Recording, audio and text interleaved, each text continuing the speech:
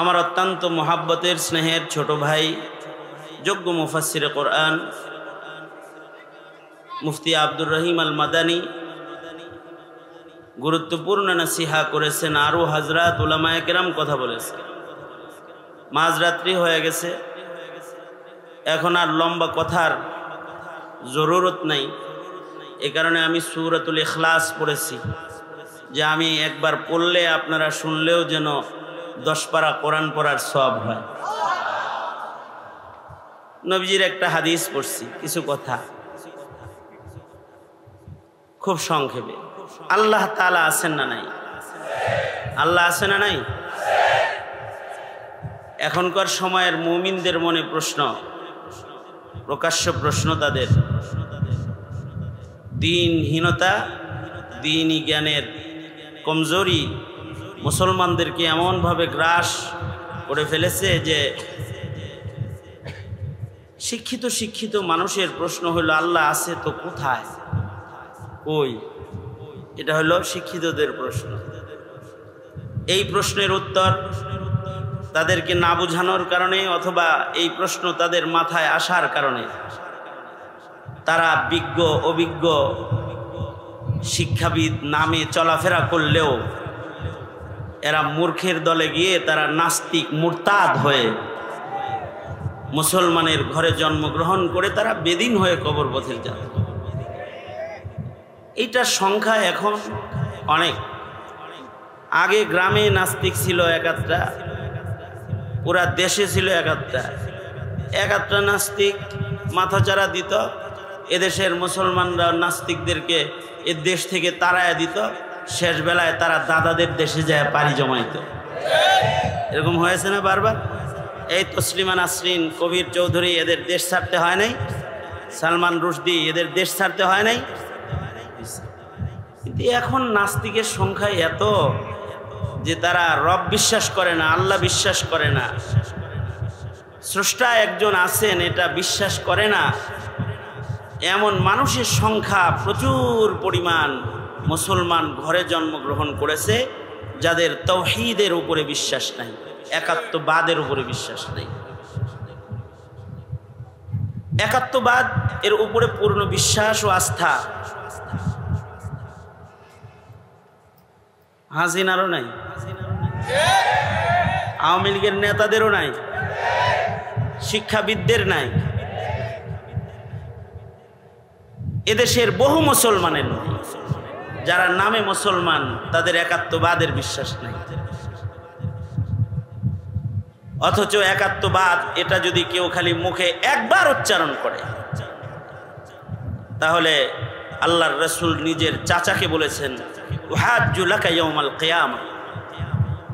উহাজ্জু মানে, ওগো চাচা, আপনি যদি একবার বলেন যে আল্লাহ ছাড়া আর কোনো ইলাহ নাই, আল্লাহ পাকের একাত্মবাদকে যদি আপনি একবার মুখে বলেন খালি, তাহলে উহাজ্জু লাক, আমি আল্লাহর সাথে ঝগড়া করব আপনাকে জান্নাতে নেওয়ার জন্য। জোরে আওয়াজ করে বলেন, আওয়াজ করে একাত্মবাদ বলেন, লা ইলাহা ইল্লাল্লাহ, লা ইলাহা ইল্লাল্লাহ, লা ইলাহা ইল্লাল্লাহ। এটা যদি একবার ইয়াকিনের সাথে, বিশ্বাসের সাথে মুখে কেউ বলে, তাহলে আল্লাহর রাসূল যদি নিজের চাচার জান্নাতে নেওয়ার জন্য আল্লাহর সাথে যুদ্ধ করবেন, ঝগড়া করবেন, এটা বলতে পারেন, আল্লাহর সাথে জোরাজোরি করবেন, কষাকষি করবেন, এটা বলতে পারেন, তাহলে আল্লাহর রাসূল কি একবার কালেমা পড়নেওয়ালা কোনো মুমিনকে দোজখে যাইতে দিবেন? আর নবীজি তো চাচাকে যেমন মহব্বত করেন, যার মুখে কালিমা আছে তাকেও তো মহব্বত করেন। মাহে রবিউল আউয়াল আপনারা খালি মহব্বত করেন তা না, নবীজিও আমাদেরকে মহব্বত করে। কিরকম মহব্বত করে? ময়দানে মাহশারে আল্লাহর রাসূল বলেন, আমি বাচ্চাওয়ালা মুরগির মতো উড়াল দিব, কোমরে কাপড় বাঁধবো আমার একটা কালিমাওয়ালা উম্মতকে জান্নাতে নেওয়ার জন্য। আশ্চর্য বিষয় হলো, না এ কালিমার উচ্চারণ আছে, না এ কালিমার শিক্ষা আছে, না কালিমার বিশ্বাস মুসলমানের ভেতরে আছে। আল্লাহ রসুল সাল্লাল্লাহু আলাইহি ওয়াসাল্লাম নিজের চাচাকে যা মৃত্যুর আগ মুহূর্তে বললেন, একবার বলুন। একবার কয়বার? একবার বলুন, তো আমি আল্লাহর সাথে আপনাকে জান্নাতে নেওয়ার জন্য জোরাজোরি করব। কিন্তু একবার বলে নাই। যে সকল কথাগুলো বলেছে তা দিয়ে প্রমাণিত হয় যে তাওহীদের উপরে হুজুরের চাচা আবু তালিব, যিনি নবীজির অভিভাবক ছিলেন, নবীজির অভিভাবক আবু তালিবের ইন্তেকাল তাওহীদের উপরে হয় নাই, মুশরিক হিসেবে হয়েছে। সাহাবীরা জিজ্ঞাসা করেছে, মুশরিক হিসেবে তাকে আল্লাহ তাআলা কিরকম শাস্তি প্রদান করবে? আল্লাহর রাসূল বলেন, আমার চাচা তো আমার অভিভাবক, সারা জীবন আমার অভিভাবকের দায়িত্ব পালন করেছে, কিন্তু তাওহীদের উপরে পূর্ণ আস্থা বিশ্বাস না থাকার কারণে আমার চাচাকে সর্বনিম্ন যে আযাবটা আল্লাহ দিবেন সেটা হলো আগুনের জুতা পরাইয়া দিবেন। শুধু আগুনের যে জুতাটা পরাইয়া দিবেন, এইটার কারণেই আমার চাচার মগজ গড়ায় গড়ায় পড়বে। নমরুদের ঘরে জন্ম হয়েছে, নমরুদের দেশে জন্ম হয়েছে। ইব্রাহিম আলাইহিস সালাতু ওয়াস সালাম নমরুদের মন্ত্রীর ঘরে জন্মগ্রহণ করেছেন,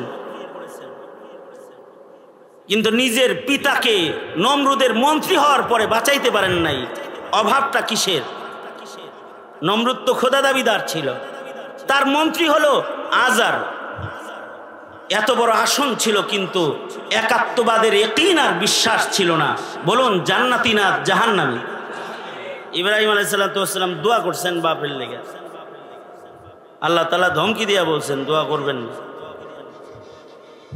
পয়গম্বরের পিতা হওয়ার পরেও তাওহীদ যখন ঠিক নাই, অথবা নমরুদের মন্ত্রী হওয়ার পরেও তাওহীদ ঠিক নাই, জান্নাতি না জাহান্নামী?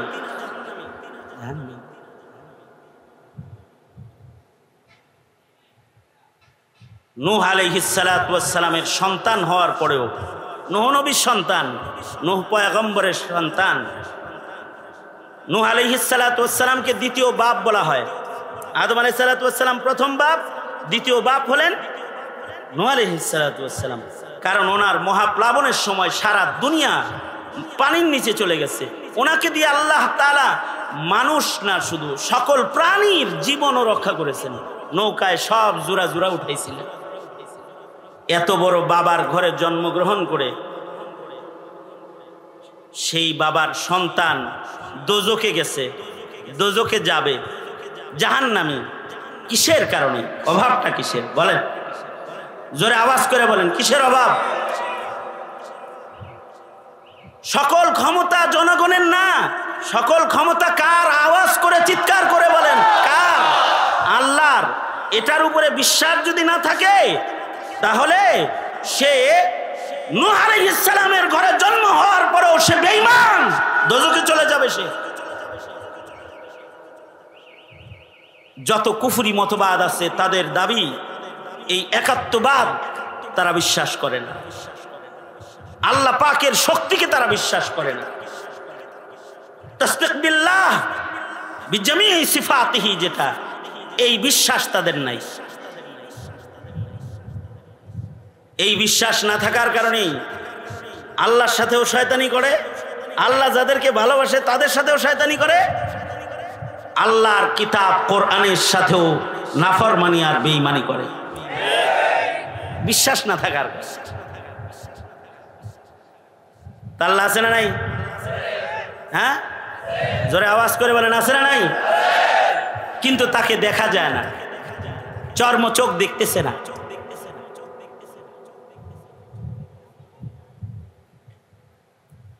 এবং আল্লাহ কয়জন বলেন তো?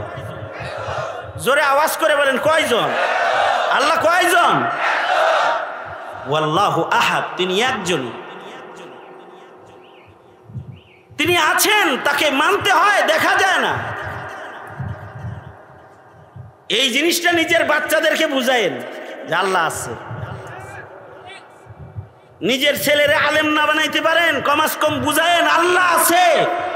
এইটা যদি বুঝান তাহলে আলেমের সাথে বেয়াদবি করবে না, আলেমের সাথে বেয়াদবি করবে না, ধর্মের সাথে অধ্যত্বের আচরণ করবে না, নাস্তিক হবে না, মুরতাদ হবে না। এটা বুঝান যে আল্লাহ আছে। আল্লাহ যে আছে এটা কোরআন হাদিস দিয়ে বোঝান লাগবো।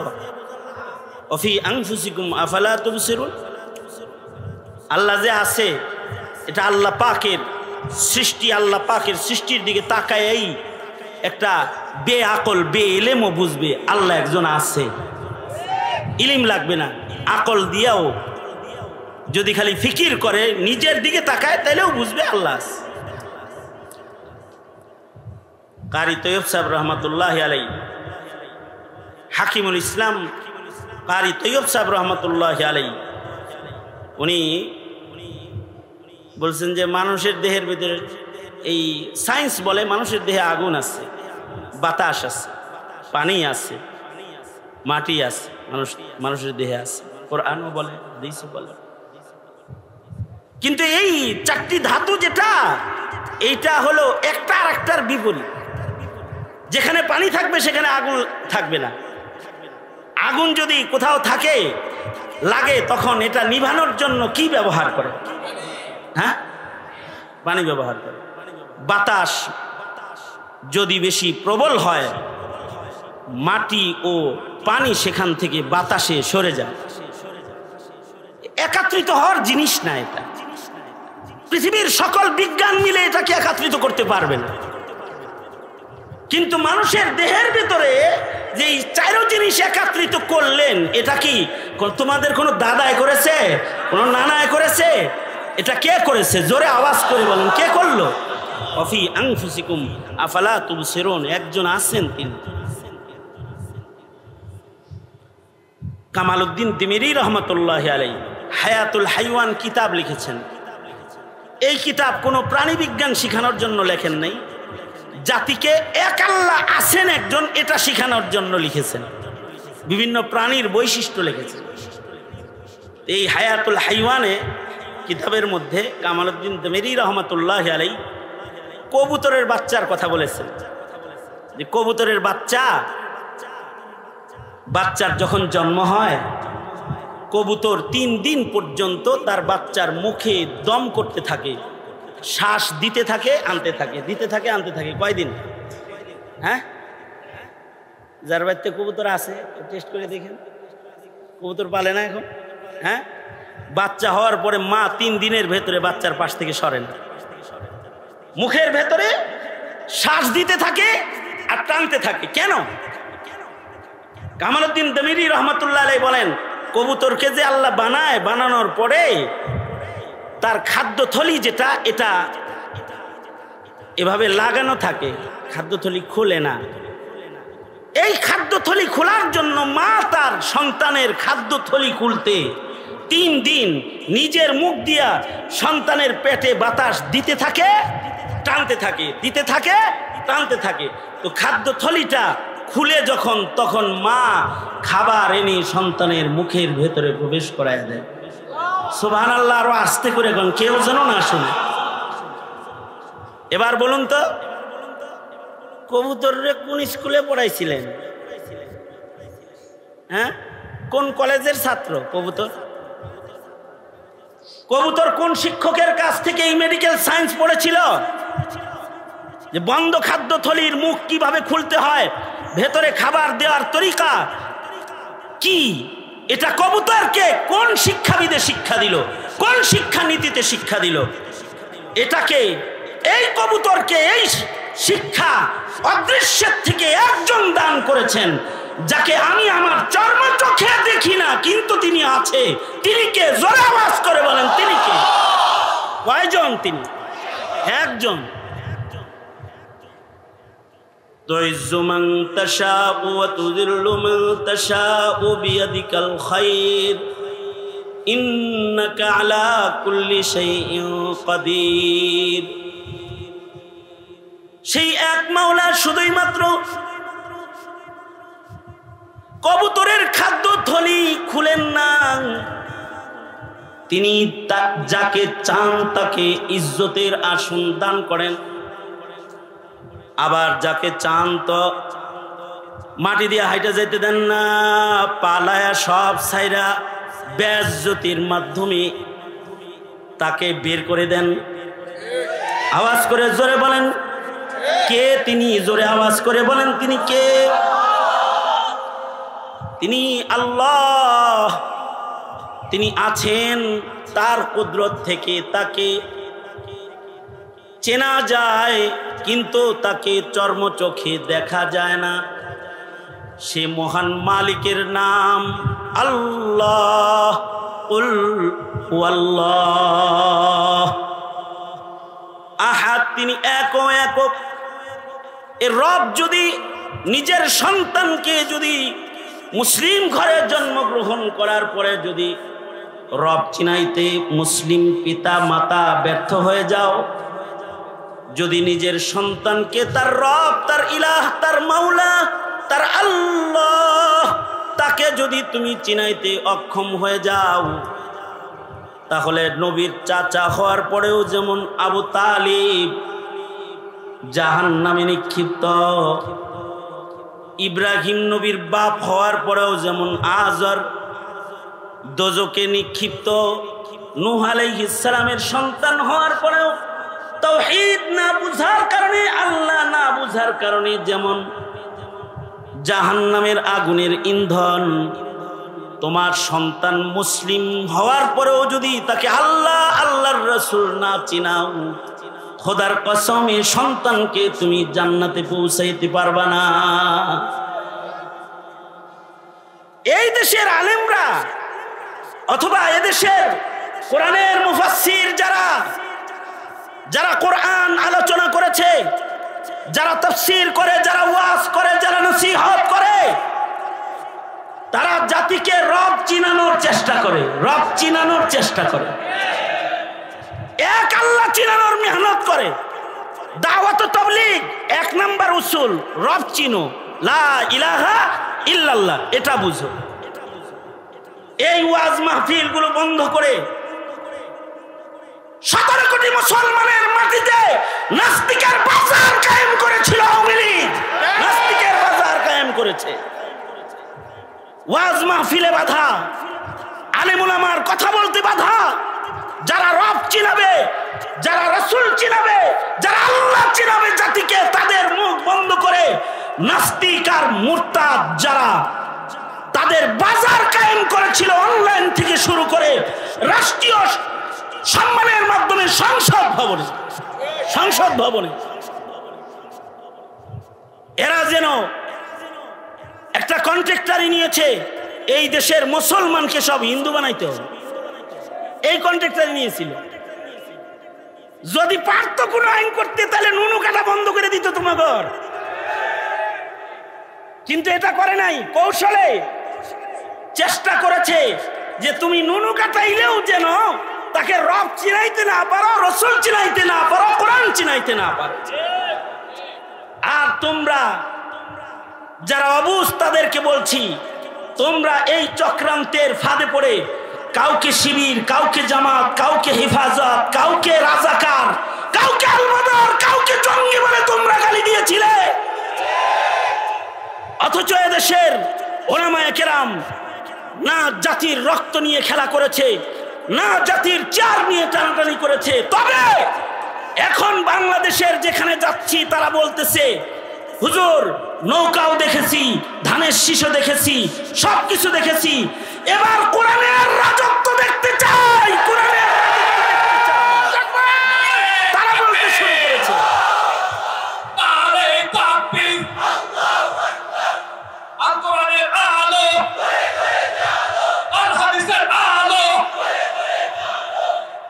সুতরাং আমার কথা একটাই, সূরাতুল ইখলাস পড়েছি, আল্লাহ চিনান। আল্লাহ নিজেকে চিনাইতে বলেছে তার রাসূলকে, রাসূলকে বলতেছে, রাসূল আপনি বলুন আমার কথা।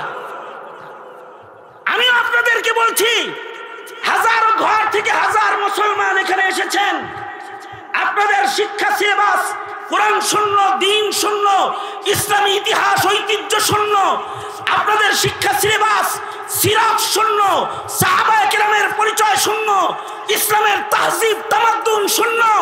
আপনাদের শিক্ষা সিলেবাসকে এই বিগত দিনের শিক্ষা মন্ত্রীর দায়িত্ব যারা পালন করেছে তারা এটাকে নাপাক বানিয়ে দিয়ে গেছে, নাপাক বানিয়ে দিয়ে গেছে।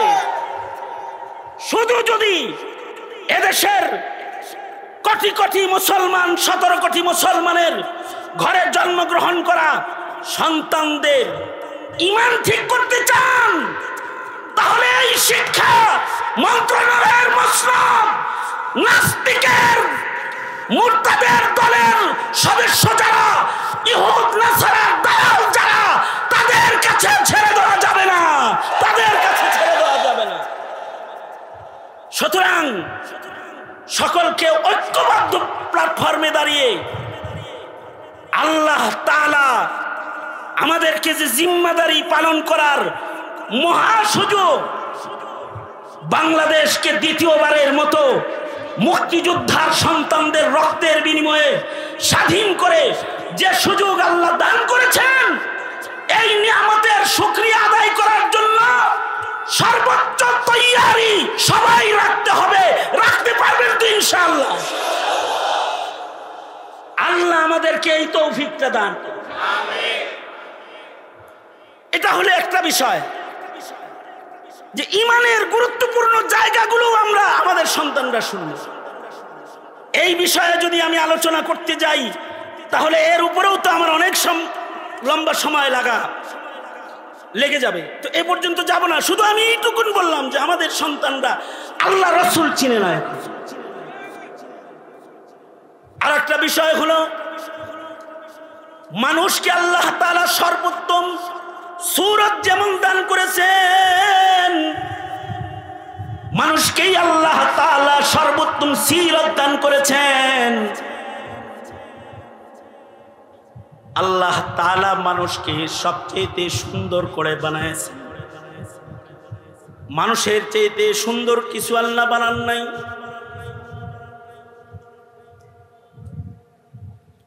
আহসানি তাকওয়িম, সর্বোচ্চ সৌন্দর্য আল্লাহ মানুষকে দান করেছেন। মানুষকে আল্লাহ তাআলা এমন সৌন্দর্য দান করেছেন, আল্লাহ তাআলা নিজেকে চর্ম চোখের দৃষ্টির সামনে আনবেন না, আড়াল রাখবেন। এটা আল্লাহ পাকের শান। তবে কাসেম নানতবী রহমাতুল্লাহি আলাইহি বলেন, যদি আল্লাহ তাআলা কোনো আকৃতিতে চর্ম চোখওয়ালাদের সামনে দুনিয়াতে আসতেন, তাইলে আল্লাহ তাআলা মানুষের আকৃতিতেই মানুষের সামনে হাজির হতেন। তার মানে হলো মানুষের সূরতের সৌন্দর্য এত, এর চেয়ে পছন্দিদা সৌন্দর্য আর নাই। খালাকাল্লাহু আদামা বিয়াদিহি, আল্লাহ নিজের হাতেই সুন্দর মানুষটাকে বানিয়েছেন। কিন্তু মানুষের এই সৌন্দর্য আসল সৌন্দর্য না, যদি না মানুষের মাঝে চারিত্রিক সৌন্দর্য না আসে। বুইসতু লিউতাম্মিমা মাকারিমাল আখলাক, আল্লাহর রাসূল বলেন, হে আমার উম্মতেরা, হে জাতি, আমি রাসূল তোমাদেরকে চারিত্রিক গুণাবলীর মানুষ বানাইবার জন্য আগমন করেছি। আপনার সন্তান চারিত্রিক গুণাবলী শিখবে, যাকে দিয়ে তাকে যেন চিনাইতে না পারেন, তার সিরাত যেন বলতে না পারেন। এ কারণে ইসলাম আর মুসলমানদের দুশ্মন যারা, তারা নবীর সিরাতের জায়গায় মিলাদুন নবী, জশ্নে জুলুসে ঈদে মিলাদুন নবী, মিষ্টি বিতরণ, র্যালি আর কেক হাজির করে দিয়ে আপনার সন্তানকে চারিত্রিক গুণাবলীর মানুষ হওয়ার থেকে দূরে সরানোর চক্রান্ত এটে যাচ্ছে গোটা রবিউল আউয়াল ব্যাপী, গোটা রবিউল আউয়াল ব্যাপী।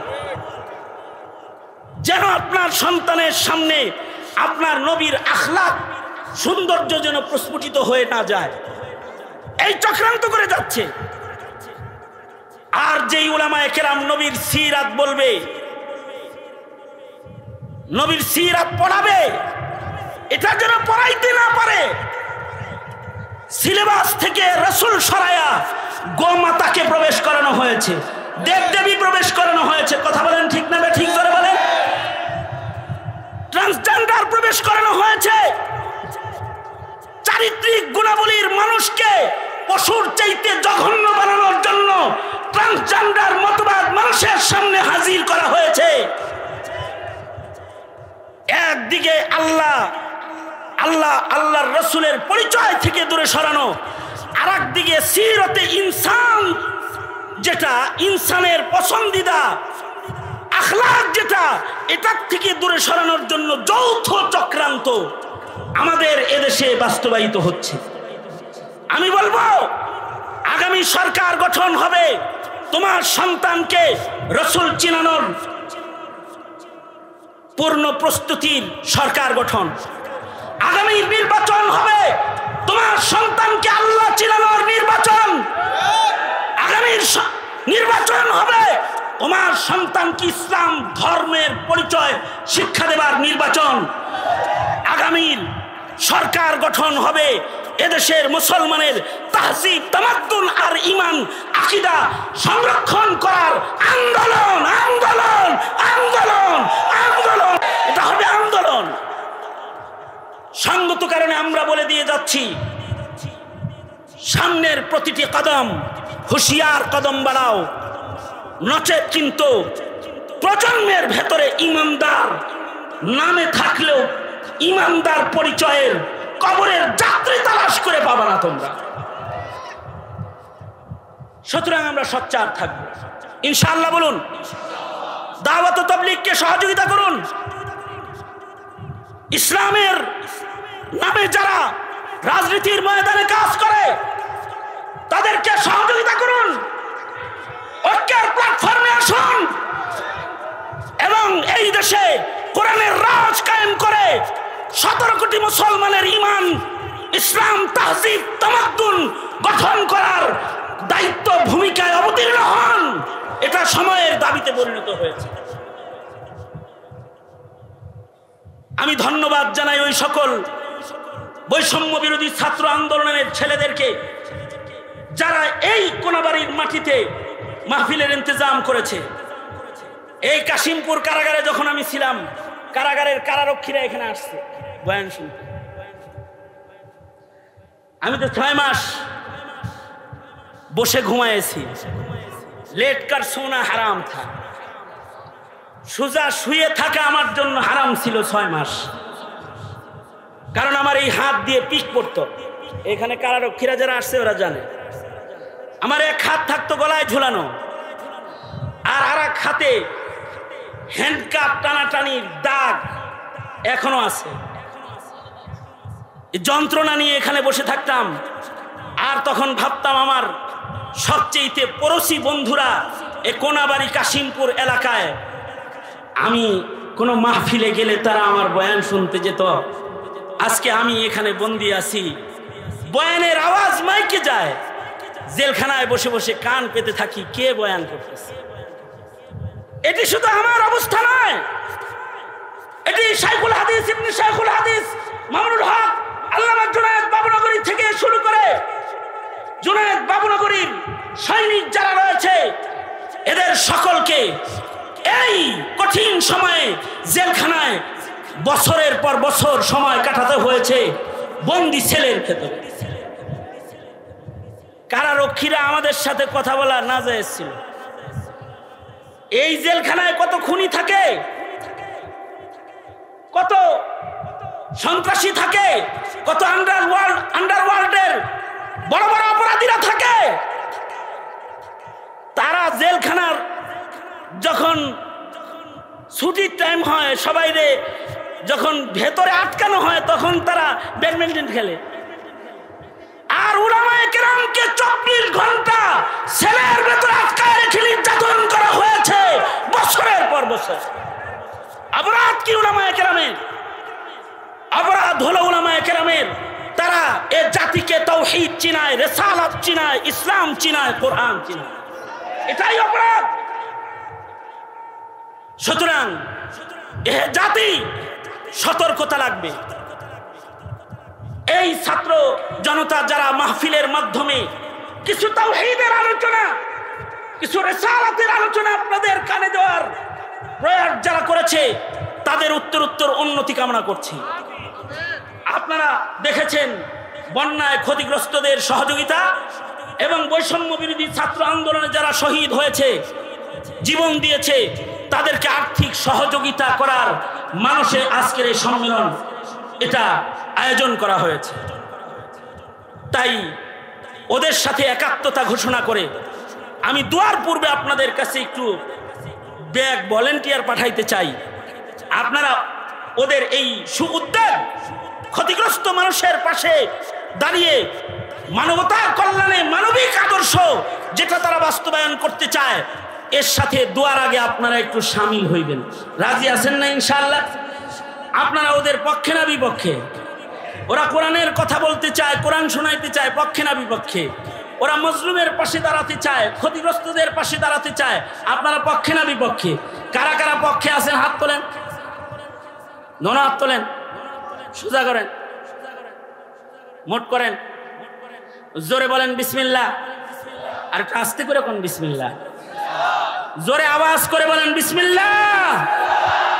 এবার পকেটে হাত দেন, যার পকেটে যা আছে বাইর করেন। আর ছাত্র ভলেন্টিয়াররা তোমরা একটু 5 মিনিটের ভেতরে একটু চক্কর লাগায় দাও।